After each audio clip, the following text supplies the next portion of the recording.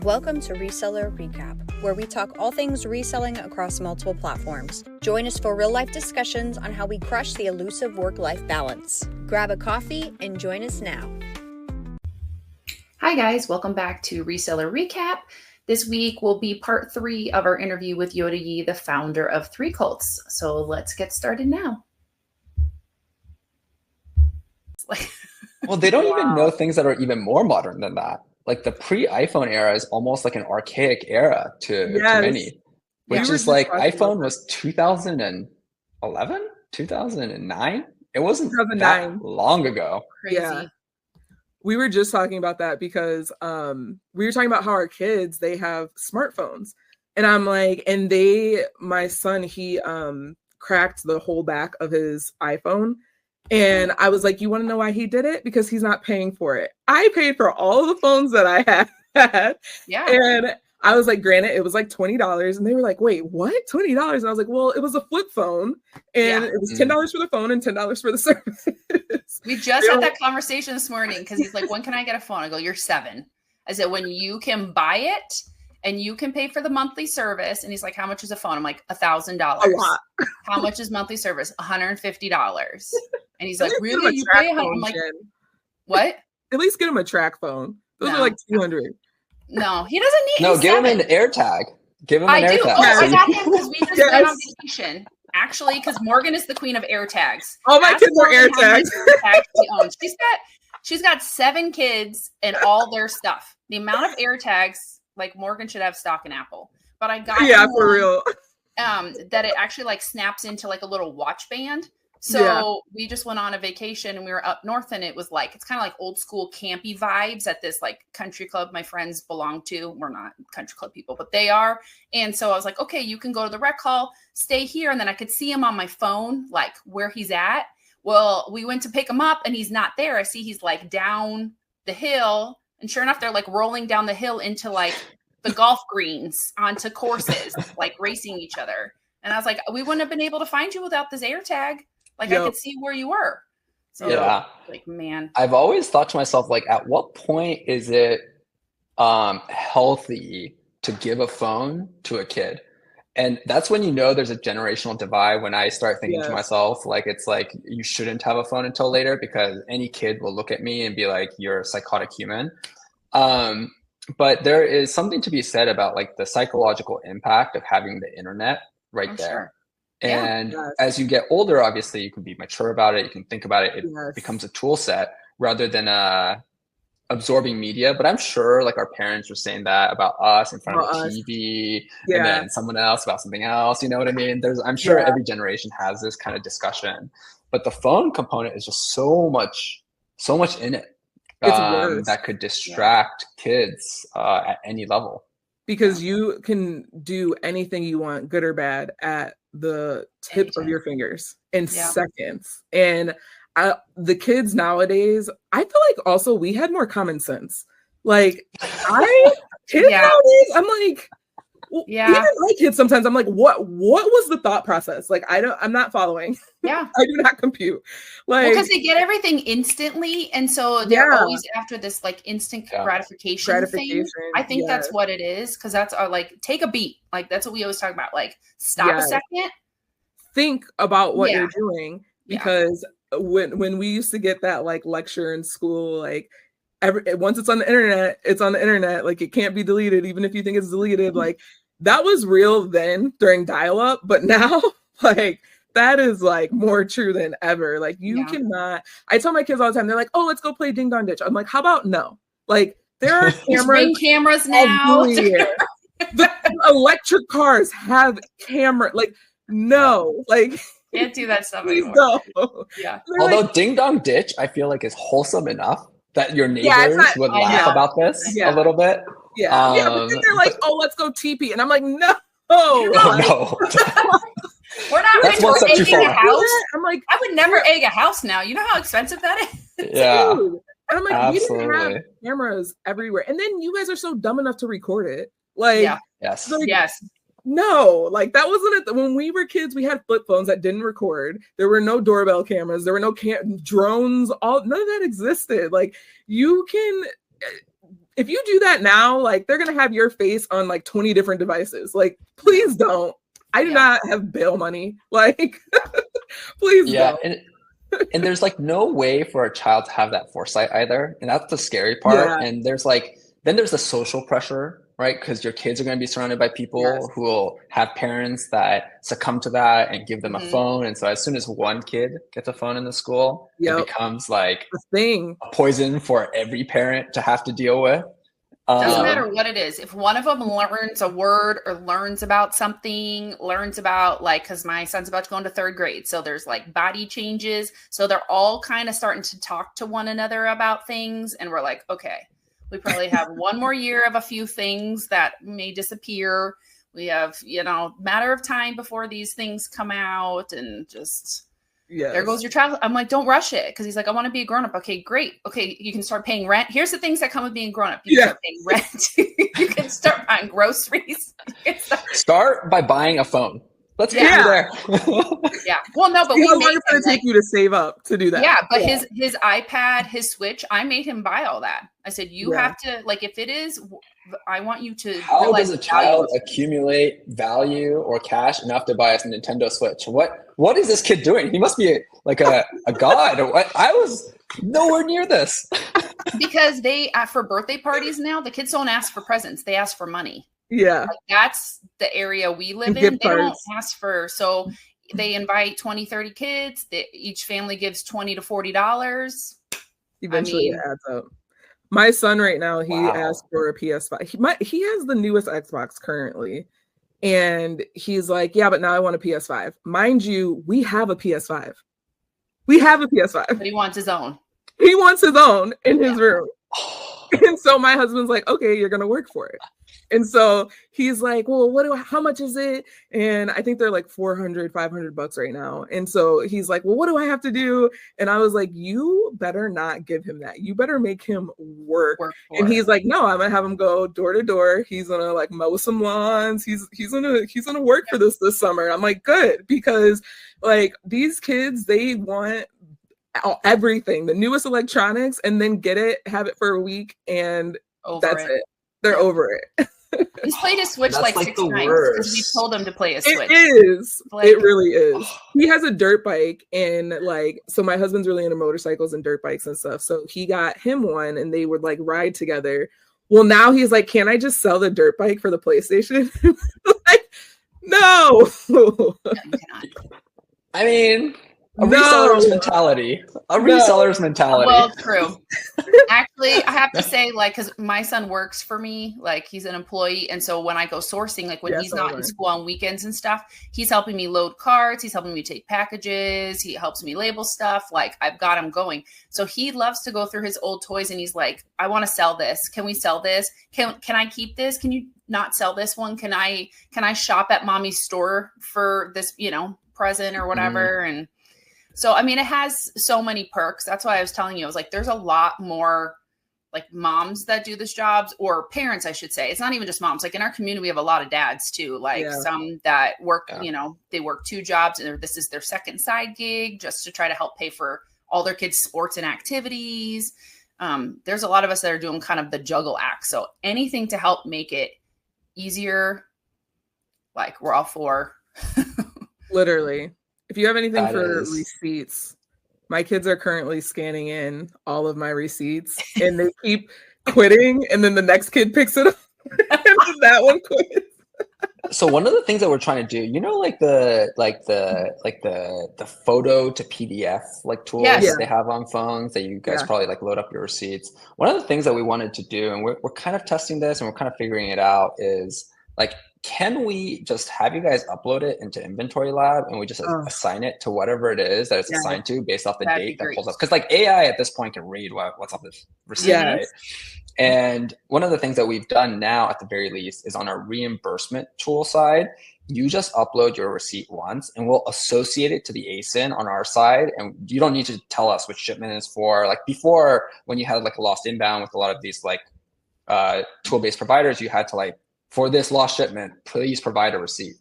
Now we've said, hey, no, just give us your receipt. We'll figure it out for your lost inbound shipment. That's amazing. And so we need to kind of like figure out what that solution looks like earlier on when you guys are in the sourcing journey, so that like maybe you're creating a shipment or you're putting it into unlisted inventory for Inventory Lab, and then just send that through so that whenever you guys have like a section 3 or this or that or whatever, boom, you pull it up and it's all there. That would be amazing. Yeah. I worked for this. So in my corporate life, I was a travel and expense analyst. And so there's a program called Concur. I don't know if you're familiar with it. Of course. Yeah, I was about to say you're probably familiar with it. So like that was me. I was the SME of Concur. And they actually, part of what they offer is like their receipt bank, where one, you can either email in the receipts, or two, like when you upload them, it can automatically read and match it. And that's it. Like everybody loves that those two features. It saves so much time. So if we could find like a connect, that would be, oh my God. Well, if you guys send me your most used like photo to PDF app, we can see if we can integrate with them so that you just like upload it there and whoop, it just like gets sent to Inventory Lab every time. I don't know if you guys have like a favorite app that you guys use or anything. I have a little mini scanner that I scan it and then it saves it as PDFs. I was using like a physical scanner, not like it's like a little mini like receipt scanner. Like you can scan pages too, but it has a feature for receipts, and so I just scan them through there, and then I do like file save PDF, and I say store date. You know, and then put in some notes or whatever. Yeah. Well, I usually know like time of year that I buy each thing, which I mean, this is all the stuff that lives rent free in our heads, you know, like because my husband's always like, "How do you know this? How do you?" I'm like, "Don't." Because I know where I was back to school. It was cooled outside. 5,000 browser windows. Yeah. So. And then I know what I bought around that time. So then usually I can like, I'm almost bulletproof on that. There's a couple times where I'm just like, okay, I can't figure it out. But usually, I do the same thing. Don't the receipts have the dates? What'd you say? Don't the receipts have the dates though themselves, or do they not? They do, but like the thermal, you know, that thermal paper like doesn't always pick up all the information, you know, especially at the bottom of it. Like it can kind of fade out quickly. Yeah. So it just, I got this receipt yesterday and it's already like starting to fade in some like spots like here. So it's just like, I don't know. That's the hard part. We usually have about 2 to 3 months. Don't keep them in your car. Emily did that one time and she lost all her receipts because it got hot one day and they all just dissolved. Like the ink just disappears. But you have like 2 to 3 months before they just start fading away. So. Yeah. Wow. So we just hired a new product manager for like the accounting side. Just to focus on accounting, the numbers, balance sheet, cash flow. One of the things that a lot of sellers have been asking us for is actually a cash flow forecast. Because you could be profitable, but you could be paper profitable because Amazon's holding on to all of your payments that's supposed to be paid out, or you had a lot more payables that sent out the door because of a certain credit card payment that you had to do. And so that's something that we're looking into, but we might be able to sneak this in a little bit earlier because I mean, receipts are a pain. I know, and it's a necessary evil because, like you said, you get a Section 3, or Walmart's been asking for stuff now. You know, and all of these, they'll just hold your money or keep your money. They could care less. Like, that, God forbid you get bills to pay. So audited by the IRS, then you need all the receipts and everything. So Have you been audited by the IRS yet? I have not. I've been pretty close, but I have not. I got we were just talking about this. I got a notice from our state department that they wanted me to prove how I got my like number. And so I called them and I'm like, am I being audited? And they're like, no, we just want you to prove how you got this number. Okay. Oh, wow. So I didn't have to send in like my individual receipts, but I did have to send in like all of my spreadsheets, all of my like certificate of good standings, like whole bunch of stuff. I actually sent that. This is this year, actually. So I sent that in April, and I still haven't heard back from them. So love that. Oh, my son told me you're not allowed to do 2 anymore. It's bad luck. You can only do 1. Yeah. Right. Okay. Yeah. So hopefully I do not get audited because then that's a whole other thing. But but I do know people who have been audited. So it happens. And I feel like it's a common occurrence just because we have such weird numbers.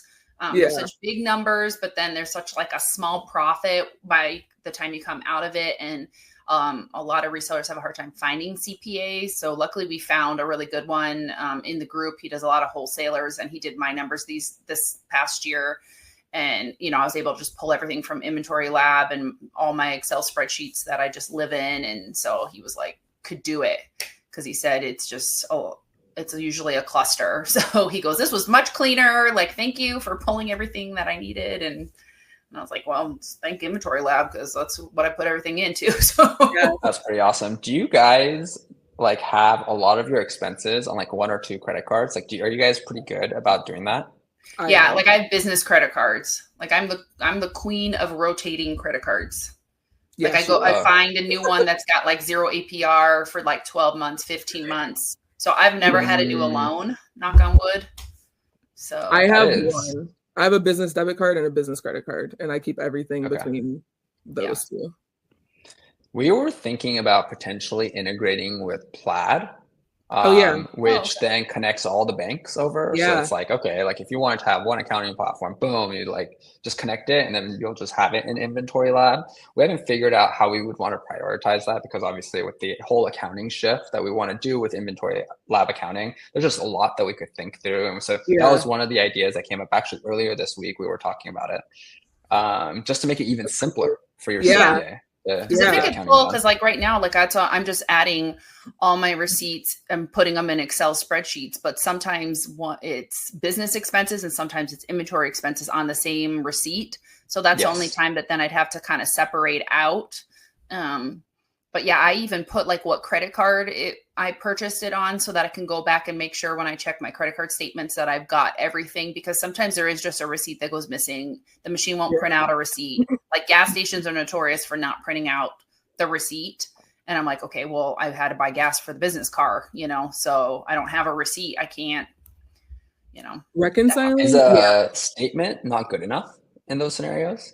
I think it is, but you try not to have that often. Like, I know that's a thing that you want to have, like as many receipts as physically possible that breaks down what exactly you purchased.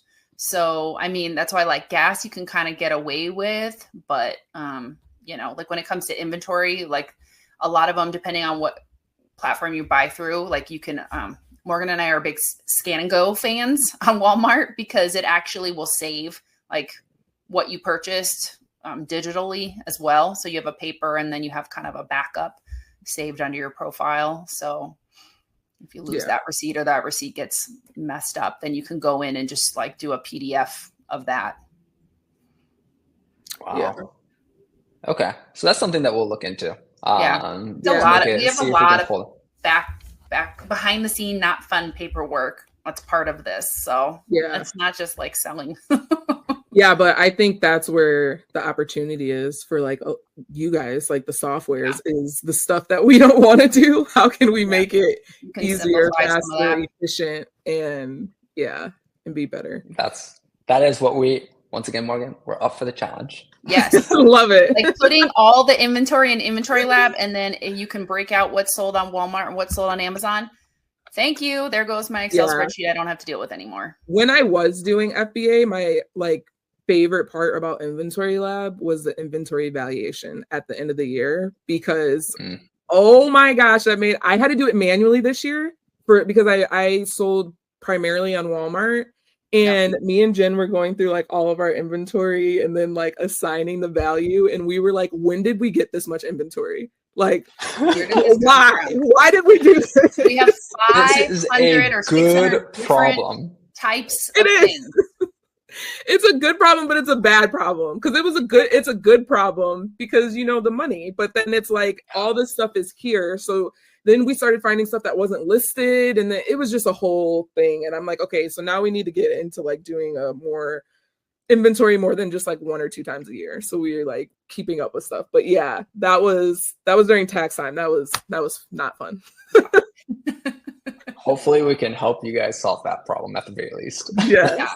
Well, we'd love to have you come in the group and like talk about all the updates with the software, because I know that the group's got quite a few users. So, and not everybody's using all the new stuff. So showing them, I know you guys have like TA2, and then Inventory Labs got 2, and the repricer, the reimbursements. I don't think anybody has a clue about that. So that kind of stuff would be super duper helpful. So hopefully we can schedule 100%. Yeah. I would be happy to come anytime, and I'm attending your guys' event later this year. So are you coming? Yeah, he's gonna go to Omaha.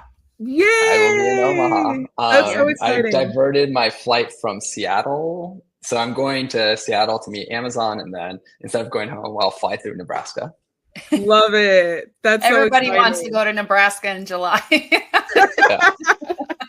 I've never been, so I'm super excited. I haven't either. Before me. Good job. So yeah.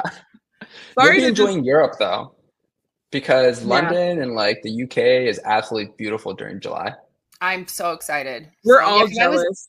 I was there last time I was in London was over like 4th of July. It was like London Olympics.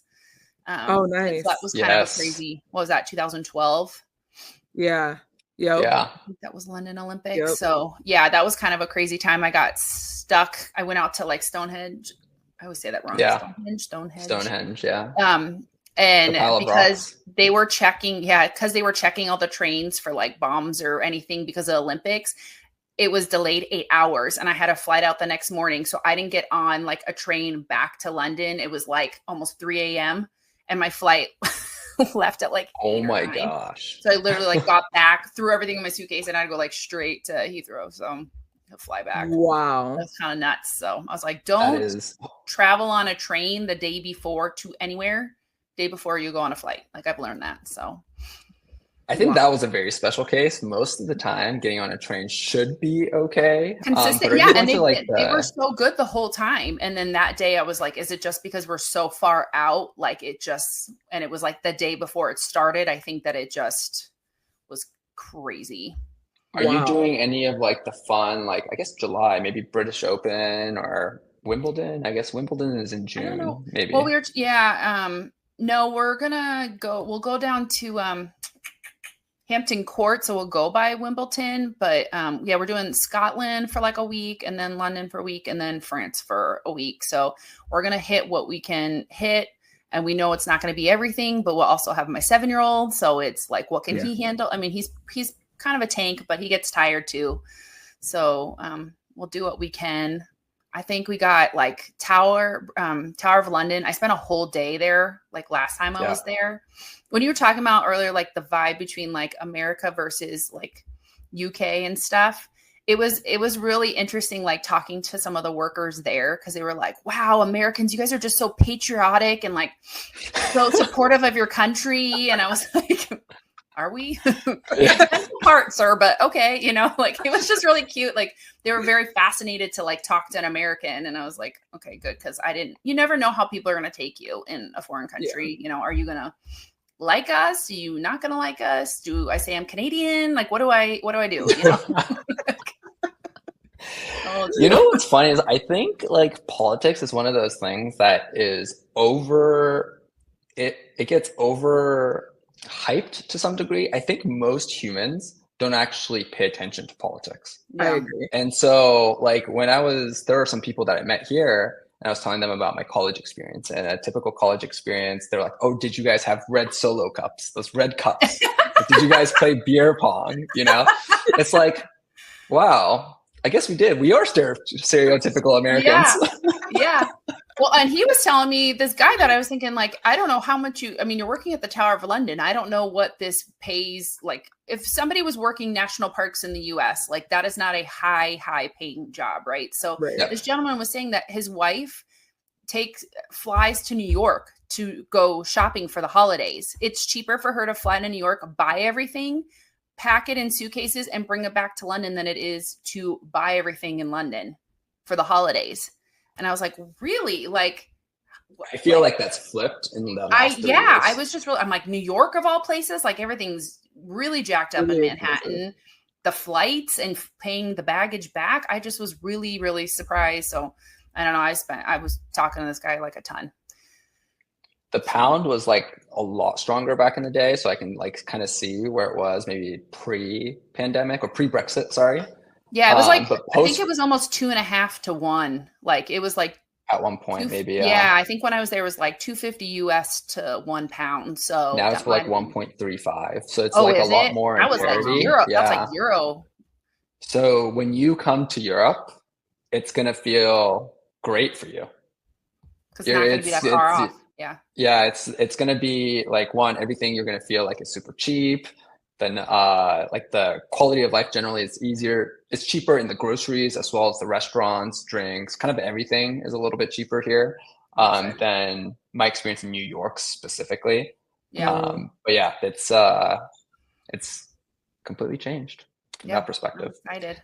Now, if you're in platform 9 3/4, you'll know exactly where our office is. Okay, I'll look up. Do you guys have a sign outside? I can like take a selfie in front of your building. No, all the buildings here are inside, so like you won't be able to see it, but you'll know. You know. know. We might be able to see you. Okay, so it's gonna like be in the little ant down even below. Yeah.